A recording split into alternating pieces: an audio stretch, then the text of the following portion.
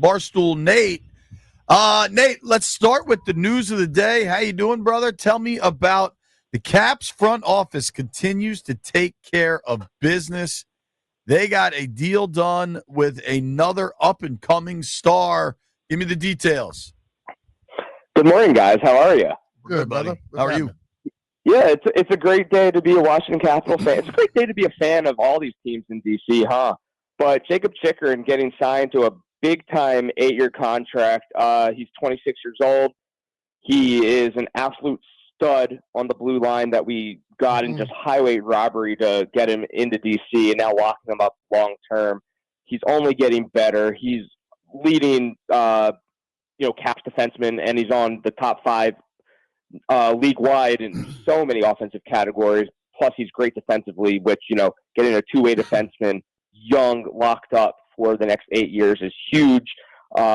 It's great. The Caps front office could be, and this is not exaggeration, the best in all of sports with identifying young talent, developing young talent, and then locking them up long-term. If you look at Protas, if you look at Connor McMichael, if you look at Chychrun now, if you look at trading for Logan Thompson, if you look at just up and down the roster, the way they've been able to rebuild while keeping the core of Ovi and Carlson and those boys together, it is just a really, really phenomenal job by the Caps front office.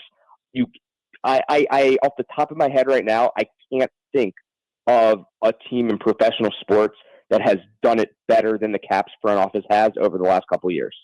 You're right. When I watched Chychrun in the first game I went to, I'm like, look, this dude right here, he can play. It's just something about him, and he's kind of a little sneaky too. If somebody does anything to his players or him, he gets them back real quickly without looking like he's doing something, going out his way to do it. Yeah, and he's not a small dude either. He's 6'2", like 220, shoots the puck a billion miles an hour, former first-round pick. Also, a little fun fact that I love that seems to always blow people's mind. His first name Jakob. His last name has 1,000 consonants. He's from Boca Raton, Florida. He just has this crazy European name. He's American. So it's great to have him locked up. The Caps surging into the playoffs, a bunch of guys being happy. Couldn't really start the morning better than this. I agree with you. And then knowing there's this huge game tonight, dude. They're playing Winnipeg. Like it should just be dope tonight. I'm really excited for this game. You don't want to get too far ahead of yourself, but screw it. Cup preview tonight, Nate? Yeah, it's definitely possible. The Caps and Jets have been the two best teams in the NHL pretty much all season.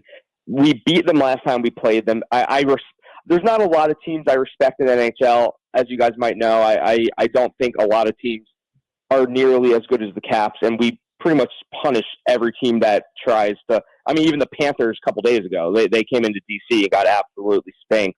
I respect the Jets. The Jets are good. The Jets play good, hard hockey. The Jets win games. The Jets have great goaltending. We're in Winnipeg tonight. This little, not a West Coast road trip. It's just Jets in Minnesota, then back home.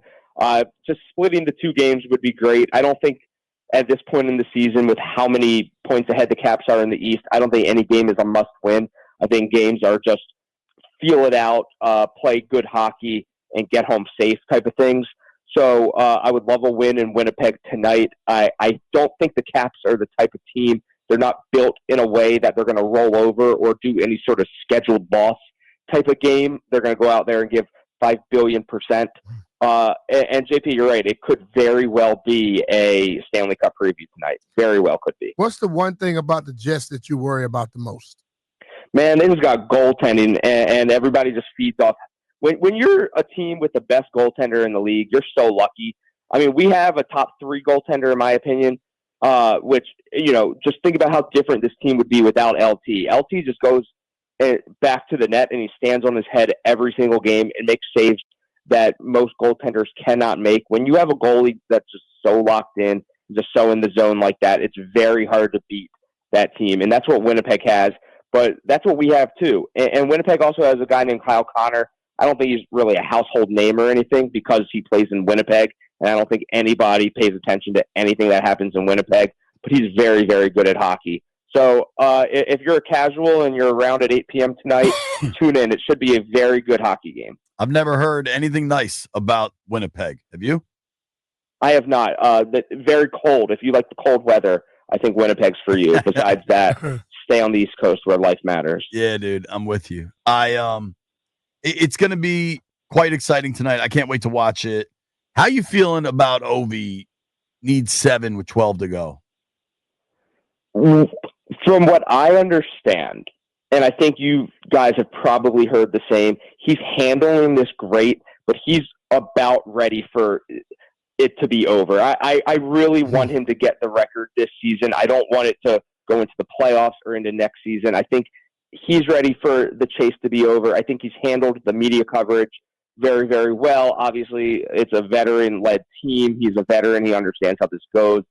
It's a lot of pressure. I think a couple times a game, you'll see him get force-fed the puck in spots where maybe he shouldn't have. I think the team wants to feed him, but he's still just an elite goal scorer, so you can't really blame them either.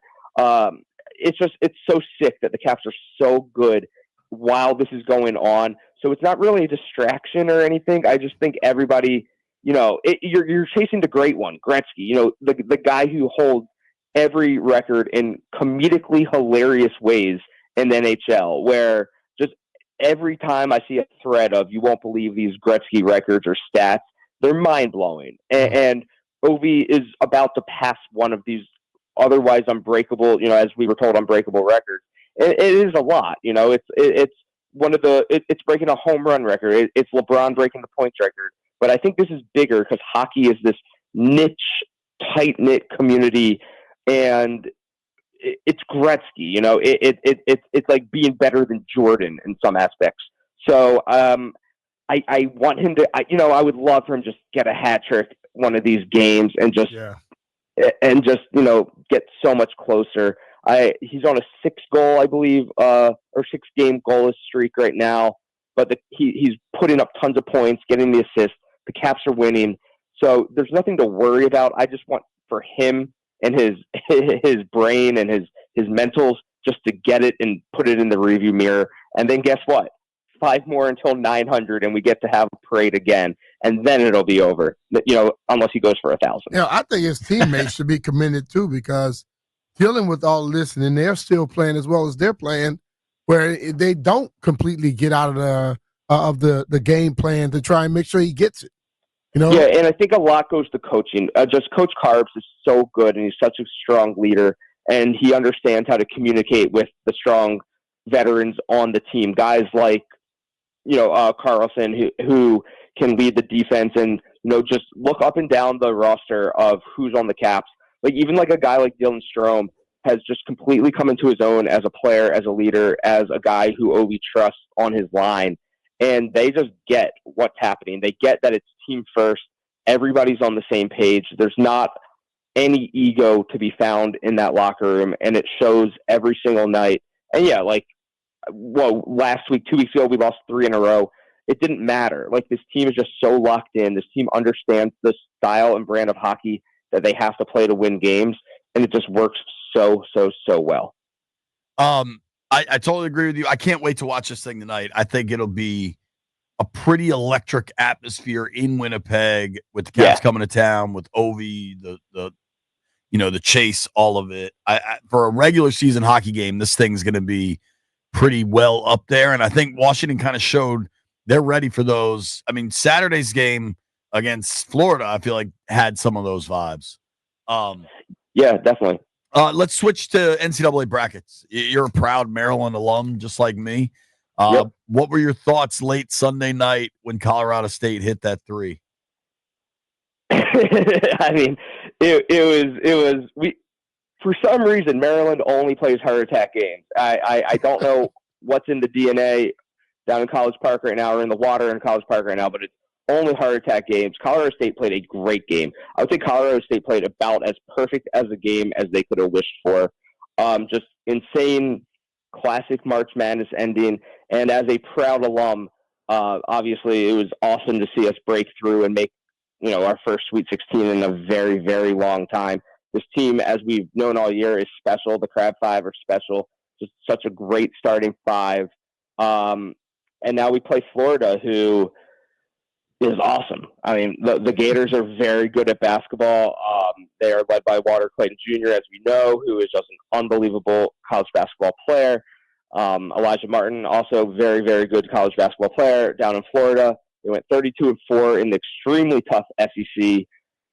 It's going to be tough. I mean, what do you want to say, JP and BMitch? It's going to be a very, very tough game. Florida is no joke. Florida could probably beat Duke, in one sim if they face off in the final. I hope it doesn't get there. This is kind of like a why not us, right? Like you beat Colorado State at the buzzer beater, and now it goes, hey, we're free rolling. Why not just go and beat Florida now and just keep this run going? Yeah, dude, I agree with you. I think, if Maryland plays their best, they could win. Yeah, I do believe that. I don't know that you'll get that. But yeah, JP, like if you simplify it, look at the stuff we did poorly against Colorado State. Missed layups and some poor defending here and there. If you just tighten that stuff up, hit your threes, and make your layups.